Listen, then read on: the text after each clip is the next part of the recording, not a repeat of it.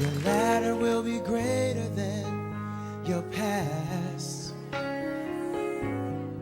Glory of this latter temple shall be greater than the former, says the Lord of hosts. And in this place I will give peace, says the Lord of hosts.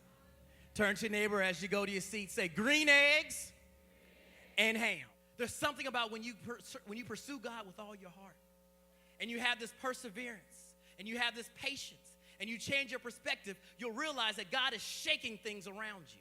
He's saying, I know right now it doesn't look good, but allow me to shake some things. Allow me to change some things. Allow me to shift some things. And if you would just let me put it in my hand, get rid of it from yours and put it into mine and allow me to hold it. He said, I formed the world. Why are you trying to hold it yourself?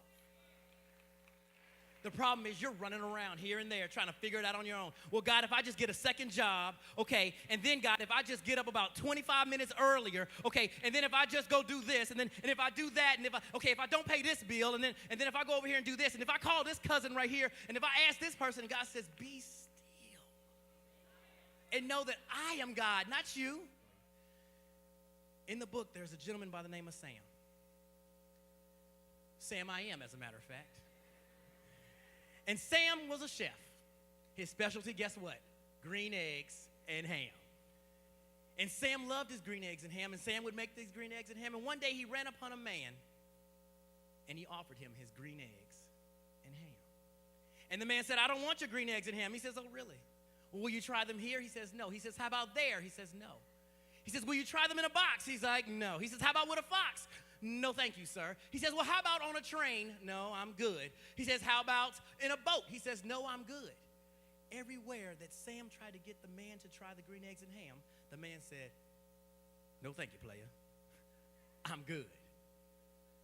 Some of us have been running around from here and there. And God's been saying, here I am. Try me. Try me. Things, and now we're at the end of the book of green eggs and ham, and now the man is underwater. He didn't want it with a fox. He didn't want it with a box. He didn't want it on a train. He didn't want it here. He didn't want it there. And now he's drowning. Some of us are in a drowning situation. Water, he's drowning with a ship, a boat, a box, a fox, a here, a there, but still has nothing. Some of us are trying for everything, but we still have nothing. And he's underwater and he's drowning. And God says, Psalm 34, verse 8. It says, oh, taste and see that the Lord is good.